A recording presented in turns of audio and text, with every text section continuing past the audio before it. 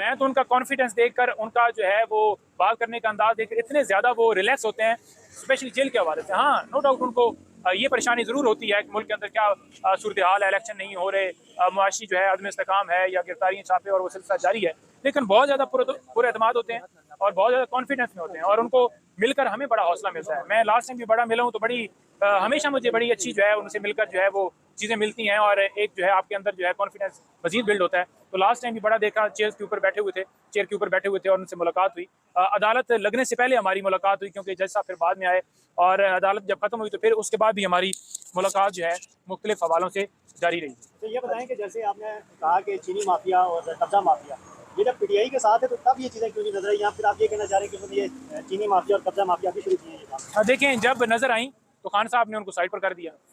जिस वक्त खान साहब को नज़र आनी थी तो उस वक्त उन्होंने उनसे जो है वो दूरी कर ली और यही वजह थी दूरियों की कि वो तो किसी को नहीं बर्दाश्त करते ना कि कोई बेशक उनका भाई हो, उनकी बहन हो, उनका कोई रिश्तेदार हो कि वो कोई करप्शन करे, क्योंकि उनकी जो फाइट थी 27 साल स्ट्रगल थी वो रूल ऑफ लॉ के ऊपर थी, जो है कानून की बालादस्ती के ऊपर थी, इंसाफ के ऊपर थी कि मुल्क के अंदर इंसाफ हो, अमीर और गरीब के लिए इंसाफ बराबर हो। यहाँ पर अगर कोई बेचारा गरीब जो है वो छोटी मोटी चोरी करता है, कोई मोटरसाइकिल चोर दूसरे तीसरे, तो वो उसको जो है जेल में डाल दिया जाता है और उसकी ना जमानत होती है, ना उसकी कोई सुनवाई होती है और उसकी जमानतें भी खारिज होती हैं। और दूसरी तरफ मुल्क के सबसे बड़े डाकू उनको जो है वज़ीर आज़म बना दिया जाता है। अच्छा पंजोरी साहब, आखिरी एक सवाल है। 200 वकला की सुनने में आ रहा है टीम तैयार की जा रही, खान की हिकमत अमली है। 200 वकला ऐसे होंगे जो आज़ाद उम्मीदवारों के तौर पे सामने आएंगे अगर पीटीआई कंटेस्ट नहीं करती इलेक्शन में, उसमें कुछ सदाकत है? देखिए, बिल्कुल सदाकत है कि हर तरह से वकला जो हैं वो रेडी हैं और इंशाल्लाह पीटीआई भी बल्ले का निशान भी होगा। इलेक्शन कमीशन ने यकीन दहाई करवाई है और लेकिन फैसला भी तक दे नहीं रही। ये समझ से बाहर है लोगों के अंदर, सिर्फ ये मेरा ख्याल में इसलिए कि ये लोगों के अंदर मायूसी फैले और लोग ये समझें कि ये तो बिल्कुल इक़्तिदार में नहीं आ रहे और लोग टूटें। लेकिन बात ये नहीं है कि लोग इमरान खान से किसी इंटरेस्ट की वजह से अटैच हैं, लोग इमरान खान से नज़रिए की वजह से अटैच हैं, लोग इमरान खान से इस मुल्क के अंदर जो है तरक्की के हवाले से अटैच हैं, लोग इस मुल्क की सलामती की वजह से अटैच हैं कि यही है जो इस मुल्क को इस जो है चोरों चक्कों से और इस मुल्क को निकाल सकता है। लेकिन इलेक्शन कमीशन ने अभी तक अनाउंस नहीं किया। हम यही सदा करते हैं इलेक्शन कमीशन से कि वो बल्ले का निशान जो है वो जो है उसका फैसला दें। जो चेयरमैनशिप के हवाले से उन्होंने ऑर्डर किया है वर्बल जो है बैठे हुए, तो वो जो है फैसले के अंदर लेकर आएँ ताकि जो बातें क्लियर हों और इलेक्शन का शेड्यूल भी आए और नॉमिनेशन जो है वो सारे लोगों को आज़ादी हो कि वो जाकर अपने नॉमिनेशन पेपर जमा करवा सकें। इस वक्त तो इतनी सख्तियाँ हैं कि लोग निकल नहीं सकते, बाहर निकलते हैं तो उनके ऊपर धावे बोल दिए जाते हैं, उनको गिरफ्तार कर लिया जाता है,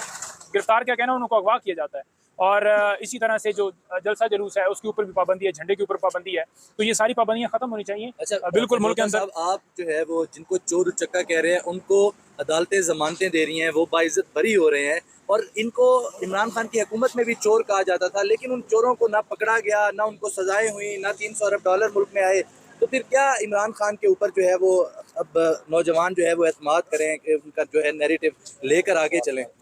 देखिए, बड़ा वाज़ेह तौर पर इमरान खान साहब ने कहा कि नैब को ना मैंने कंट्रोल किया, ना मैंने कभी उनको किसी सियासी मकासद के लिए नैब को कभी ना इस्तेमाल, किसी इदारे को भी। लेकिन आपको सबको पता है कि कितनी एक सुनवाई हुई खान साहब की नैब में या दूसरे इदारों में। तो ये ही मामला है कि इनको कंट्रोल कोई और करता है और इसी वजह से ये हालात मुल्क के अंदर हुए हैं। अब बात ये है कि अगर गाड़ियाँ लेना कानून के मुताबिक अलाउ ही नहीं है, जुर्म है, ठीक है, तो गाड़ी आप ले नहीं सकते। तो एक बंदा गाड़ी लेता है तो उसको उसके मुताबिक सजा होनी चाहिए। अब आप देख लें कि उनके जो वारंट निकले हुए थे वो भी उनके कैंसिल हो गए और नवाज शरीफ साहब को हम देख रहे हैं कि जैसे वो लाहौर कल आशियाना हाउसिंग वाला वो जो मामला रेफरेंस था उसके अंदर वो बाइज्जत बरी किया गया है। तो यही हम देख रहे हैं कि ये बाइज्जत उनको भी बरी करना चाहते हैं केसेस के अंदर, जो कि एक मुल्क के साथ खिलवाड़। ये ही डील है, ये बाकायदा तौर पर डील। आप देख लेना कि हाई कोर्ट का अमला क्यों जाता है इस्लामाबाद एयरपोर्ट के ऊपर, किसने कहा है उनको कि वो जाएं? एक तरफ ज़बरदस्ती मजबूर किया जाता है कि आप अदालत के अंदर पेश हों और यहाँ पर आकर बायोमेट्रिक करें और उनके ऊपर फिर तशद्दुद किया जाता है,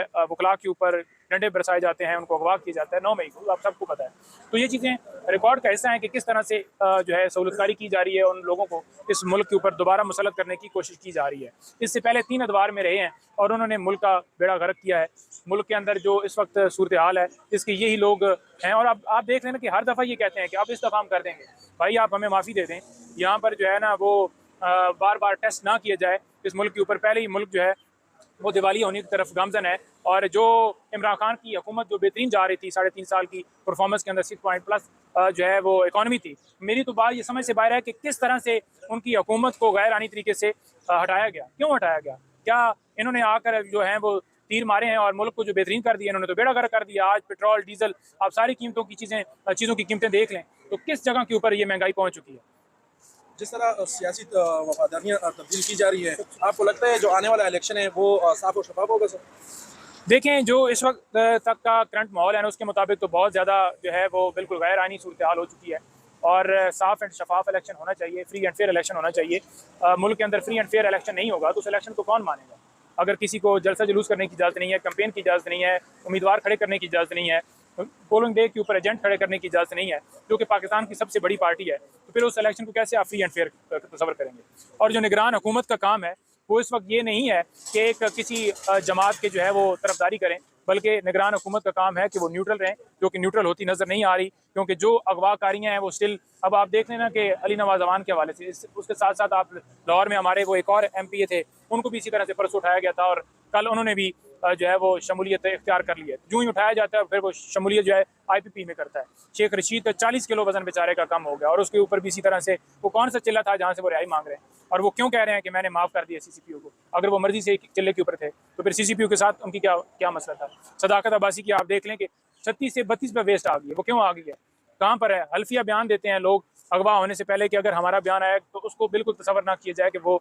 हम बिल्कुल दे रहे हैं अपनी मर्जी से दे रहे हैं, बल्कि वो यही तसव्वुर किया जाए कि हमें अगवा करने के बाद हमारे ऊपर तशद्दुद किया गया और हमसे बयान दिलवाया गया। और उसके ऊपर आप यकीन ना कीजिएगा कभी भी इमरान खान ने हमें ये नहीं कहा कि आप जलाओ गिराव करें, पुरतशद्दुद हों या तोड़ फोड़ करें या आग लगाएं किसी बिल्डिंग को। जब हलफ के ऊपर सारे लोग अपनी मर्जी से बयान दे रहे हैं, जब इमरान खान साहब हैं जेल में, तो फिर मेरा ख्याल में तमाम जो हमारे इदारे हैं, तमाम जो मुकदमात की इन्वेस्टिगेशन कर रहे हैं अफसरान हैं, उनको देखना चाहिए कि कुरान पाक से ऊपर कोई चीज़ नहीं है और उनको इस बात के ऊपर यकीन कर लेना चाहिए कि ये जो बात कर रहे हैं इसके ऊपर हम यकीन करते हैं और ये मुकदमात को हम खारिज करते हैं। इमरान खान साहब से जब जेल के अंदर GIT ने तफ्तीश की, मैं उस वक्त मौजूद था, ये लास्ट टाइम जब एक हफ़्ता पहले 1.5 हफ्ता पहले रावलपिंडी की GIT के मेम्बरान वहाँ पर गए हुए थे, तो उन्होंने जब सवालात किए तो उन्होंने सवालात के अंदर 2-3 चीज़ें सवाल बड़े अहम जो बताना ज़रूरी है आपके ज़रिए, वो ये थे। एक, उन्होंने ये सवाल किया कि आप ये बताएं कि आप जो कहते थे कि जहाद, तो आप अपने मुल्क के हवाले से ही जहाद के बारे में बात करते थे, अपने इदारों के हवाले से, और आप ये कहते थे कि आज़ादी किससे लेनी है, आप अपने मुल्क के